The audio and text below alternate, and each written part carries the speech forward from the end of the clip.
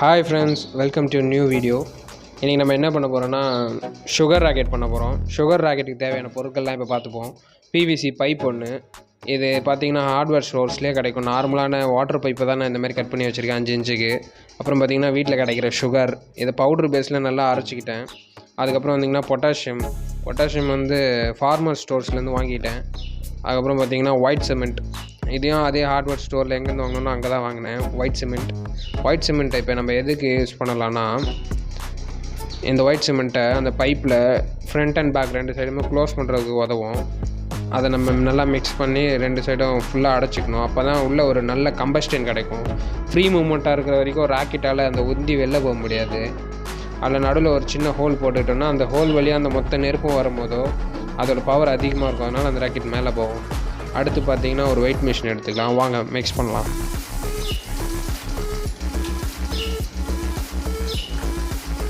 Mixing composition பார்த்திங்கன்னா sugar வந்து 35%, potassium வந்து 65% எடுத்துக்கலாம். இது ரொம்ப ஹைலி ஃப்ளேமபிள். இந்த மிக்சிங் வந்து மோஸ்ட்லி கன் பவுடருக்கு யூஸ் பண்ணுவாங்க. அதை நம்ம இப்போ ராக்கெட் ஃபார்முலாவுக்கு யூஸ் பண்ணுறோம்.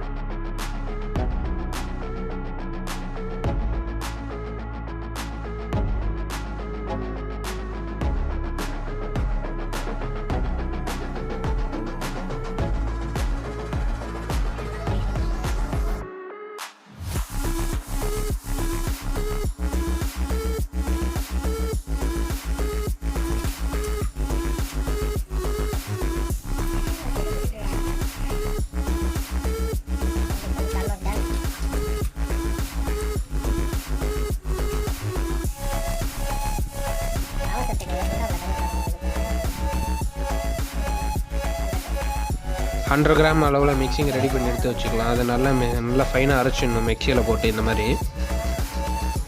இதுக்கப்புறம் அங்கே நம்ம அந்த ஃப்ளேமை டெஸ்ட் பண்ணி பார்த்துருவோம்.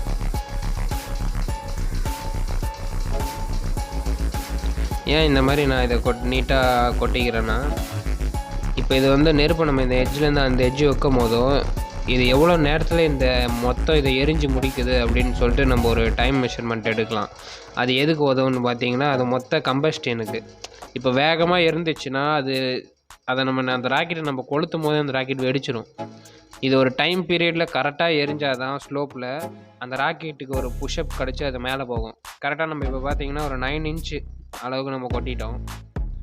பார்த்தீங்கன்னா இது வந்து ஒரு கிட்டத்தட்ட ஒரு நிமிஷத்தை தாண்டி எரிஞ்சாகணும். ஒரு நிமிஷத்துக்கு அந்த மாதிரி ஒரு 10 செகண்ட், ஒரு நிமிஷம் தப்பாக சொல்லிட்டேன், ஒரு 10 செகண்ட் எரிஞ்சால் போதும் ஸ்லோவாக. வாங்க ஃப்ளேம் பண்ணி பார்க்கலாம்.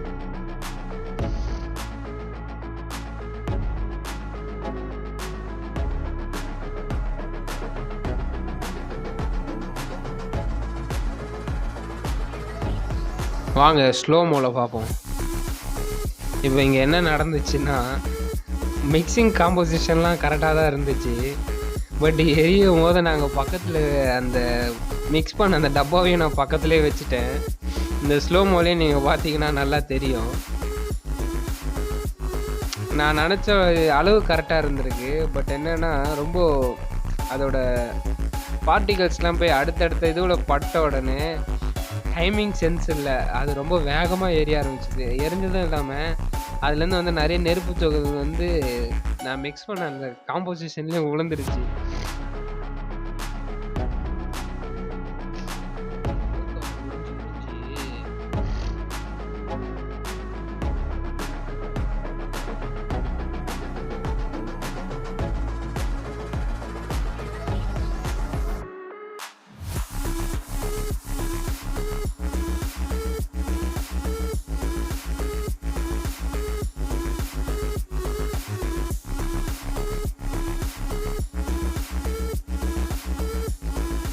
தேங்க்யூ ஃபார் வாட்சிங். நெக்ஸ்ட் வீடியோவில் பார்ப்போம் ஃப்ரெண்ட்ஸ். இதோட கண்டினியூட்டியும் நான் நெக்ஸ்ட் வீடியோவில் அப்லோட் பண்ணுறேன், ராக்கெட் எப்படி நம்ம லான்ச் பண்ணுறதுன்னு. தேங்க்யூ.